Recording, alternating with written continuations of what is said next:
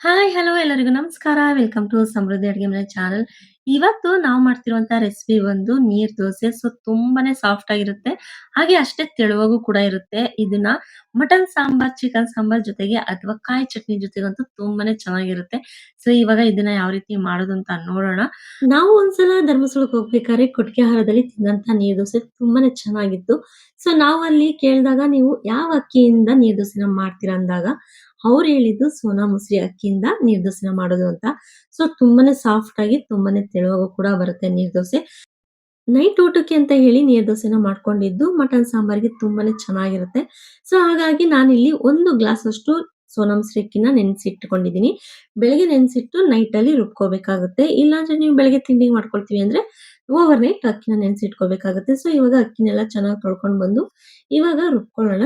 ತುಂಬಾನೇ ಸಣ್ಣವಾಗಿ ರುಬ್ಕೊಳ್ಳಿ. ತುಂಬಾನೇ ಚೆನ್ನಾಗ್ ಬರುತ್ತೆ. ಹಾಗೆ ಇದಕ್ಕೆ ನಿಮ್ಗೆ ರುಚಿ ಇನ್ನು ಸ್ವಲ್ಪ ಬೇಕು ಅನ್ನೋದಾದ್ರೆ ಕಾಯಿನ ಕೂಡ ಹಾಕೋಬಹುದು, ತೆಂಗಿನಕಾಯಿ ತುರಿನ. ಸೊ ನಾನಿಲ್ಲಿ 1 ಕಪ್ ತೆಂಗಿನಕಾಯಿ ತುರಿನ ಹಾಕೊಳ್ತಾ ಇದ್ದೀನಿ. ಬೇಡ ಅನ್ನೋರು ಸ್ಕಿಪ್ ಕೂಡ ಮಾಡ್ಕೋಬಹುದು. ನಾನು ತೆಂಗಿನಕಾಯಿ ತುರಿ ಜೊತೆಗೆ ಸ್ವಲ್ಪ ಒಂದು ಅರ್ಧ ಸ್ಪೂನ್ ಆಗುವಷ್ಟು ಜೀರಿಗೆನ ಹಾಕೊಳ್ತಾ ಇದ್ದೀನಿ.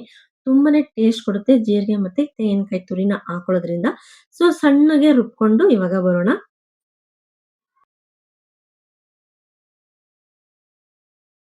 ನೀರ್ ದೋಸೆಗೆ ಅಕ್ಕಿನ ರುಬ್ಕೊ ಬಂದಿದ್ದಾಗಿದೆ. ಇವಾಗ ಮಿಕ್ಸಿ ಜಾರಲ್ಲಿ ಎಷ್ಟು ಕಾಣಿಸ್ತಿದೆ ಹಿಟ್ಟು, ಅದ್ರ ಅರ್ಧದಷ್ಟು ನೀರನ್ನ ಹಾಕೋಬೇಕಾಗುತ್ತೆ. ತುಂಬಾ ಗಟ್ಟಿಯಾಗೂ ಕೂಡ ಮಾಡ್ಕೋಬಾರ್ದು. ಈ ಹಿಟ್ಟನ್ನ ತೆಳುವಾಗಿನೇ ಇರ್ಬೇಕು. ತುಂಬಾ ತೆಳುವಾಗಿದ್ದಾಗ ಹಂಚಿನ ಮೇಲೆ ಹಾಕ್ದಾಗ ಚೆನ್ನಾಗಿ ಬರುತ್ತೆ. ಸ್ವಲ್ಪ ನೀರು ಏನಾದ್ರೂ ಕಡಿಮೆ ಆಗಿ ಗಟ್ಟಿ ಆಯ್ತು ಅನ್ನೋದಾದ್ರೆ ಸ್ವಲ್ಪ ಏನಾಗುತ್ತೆ ರಫ್ ತರ ಆಗ್ಬಿಡುತ್ತೆ. ಆಮೇಲೆ ನೀರ್ ದೋಸೆ ತರ ಟೇಸ್ಟ್ ಕೂಡ ಬರೋದಿಲ್ಲ. ಸೊ ನೋಡ್ತಿದ್ದೀರಲ್ಲ ತುಂಬಾ ತೆಳುವಾಗಿನೇ ನೀವು ಕಲಸ್ಕೋಬೇಕಾಗುತ್ತೆ. ಕಲಸ್ಕೊಂಡ ನಂತರ ರುಚಿಗೆ ತಕ್ಕಷ್ಟು ಉಪ್ಪನ್ನ ಸೇರಿಸ್ಕೊಂಡು ನೆಕ್ಸ್ಟ್ ದೋಸೆನ ಹಾಕೊಳ್ಳೋಣ.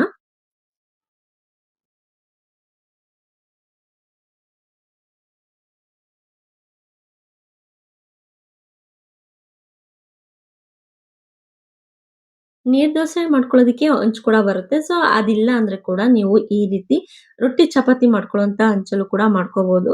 ಫಸ್ಟ್ ಸ್ವಲ್ಪ ಎಣ್ಣೆನ ಹಾಕಿ ಚೆನ್ನಾಗಿ ಹಂಚನ್ನೆಲ್ಲ ರಬ್ ಮಾಡ್ಕೊಂಡು, ನಂತರ ನೀವು ಎಷ್ಟು ತೆಳುವಾಗುತ್ತೋ ಅಷ್ಟು ತೆಳುವಾಗಿ ನೀವು ದೋಸೆ ಹಾಕೊಂಡ್ರೆ ಬೆಂದಾದ್ಮೇಲೆ ಸೈಡಲ್ಲೆಲ್ಲ ಅದೇ ಬಿಟ್ಕೊಳ್ತಾ ಬರುತ್ತೆ. ತುಂಬಾನೇ ಈಸಿಯಾಗೂ ಕೂಡ ಮಾಡ್ಕೋಬಹುದು. ತುಂಬಾನೇ ಚೆನ್ನಾಗಿರುತ್ತೆ. ತುಂಬಾ ಟೇಸ್ಟ್ ಕೂಡ ಇರುತ್ತೆ. ಸೊ ನೋಡ್ತಾ ಇದೀರಲ್ವಾ ಒಂದ್ ಸೈಡ್ ಬೆಂದಿದೆ ಕೂಡ. ಎಷ್ಟು ಗರ್ಗರಿಯಾಗಿ ಸೈಡಲ್ಲೆಲ್ಲ ಬಿಟ್ಕೊಳ್ತಾ ಇದೆ. ಈ ರೀತಿ ಮಾಡ್ಕೊಂಡ್ರೆ ನೀರ್ ದೋಸೆ ತುಂಬಾನೇ ಚೆನ್ನಾಗ್ ಬರುತ್ತೆ ಟೇಸ್ಟ್ ಕೂಡ. ನೀವು ಒಂದ್ಸಲ ನೀರ್ ದೋಸೆನ ಮಾಡ್ಕೊಳ್ಳೋದಕ್ಕೆ ಟ್ರೈ ಮಾಡಿ. ಹಾಗೆ ಹೇಗ್ ಬರುತ್ತೆ ಈ ನೀರ್ ದೋಸೆ ಅಂತ ನಮಗೂ ಕೂಡ ತಿಳಿಸಿ. ತುಂಬಾನೇ ಚೆನ್ನಾಗ್ ಬರುತ್ತೆ ನೀರ್ ದೋಸೆ. ಯಾವುದೇ ರೀತಿ ಗಟ್ಟಿಯಾಗೂ ಕೂಡ ಇರೋದಿಲ್ಲ. ತುಂಬಾ ತೆಳುವಾಗೂ ಕೂಡ ಇರುತ್ತೆ ನೀರ್ ದೋಸೆ. ನೀವು ಒಂದ್ಸಲ ಟ್ರೈ ಮಾಡಿ. ಹಾಗೆ ಮಕ್ಳಿಗಂತೂ ತುಂಬಾನೇ ಇಷ್ಟ ಆಗುತ್ತೆ ಈ ದೋಸೆ. ಸೊ ಈ ರೆಸಿಪಿ ನಿಮ್ಗೆ ಇಷ್ಟ ಆಗಿದೆ ಅಂತ ಅನ್ಕೊಳ್ತಾ ಇದ್ದೀನಿ. ಇಷ್ಟ ಆಗಿದ್ರೆ ನೀವು ಮಾಡ್ಬೇಕಾಗಿರೋದಿಷ್ಟೇ, ನಮ್ಮ ಸಮೃದ್ಧಿ ಅಡುಗೆ ಮನೆ ಚಾನಲ್‌ನ ಸಬ್ಸ್ಕ್ರೈಬ್ ಮಾಡ್ಕೊಳ್ಳಿ. ಹಾಗೆ ನೋಟಿಫಿಕೇಷನ್‌ಗೆ ಬೆಲ್ ಐಕಾನ್ ಮೇಲೆ ಕ್ಲಿಕ್ ಮಾಡಿ. ಇದರಿಂದ ನಮ್ಮ ವಿಡಿಯೋಸ್‌ಗಳು ನಿಮಗೆ ಬೇಗ ರೀಚ್ ಆಗುತ್ತೆ. ನೀವೇ ಮೊದಲು ಕೂಡ ನೋಡ್ಬೋದು. ಎಷ್ಟು ಸಾಫ್ಟ್ ಆಗಿದೆ ಅಂತೀರಾ ನೀರ್ ದೋಸೆ ಮಟನ್ ಸಾಂಬಾರ್ ಜೊತೆಗಂತೂ ತುಂಬಾನೇ ಚೆನ್ನಾಗಿರುತ್ತೆ. ಇಲ್ಲ ಅಂದ್ರೆ ಕಾಯಿ ಚಟ್ನಿ ಜೊತೆ ಕೂಡ ಮಾಡ್ಕೋಬಹುದು. Thank you.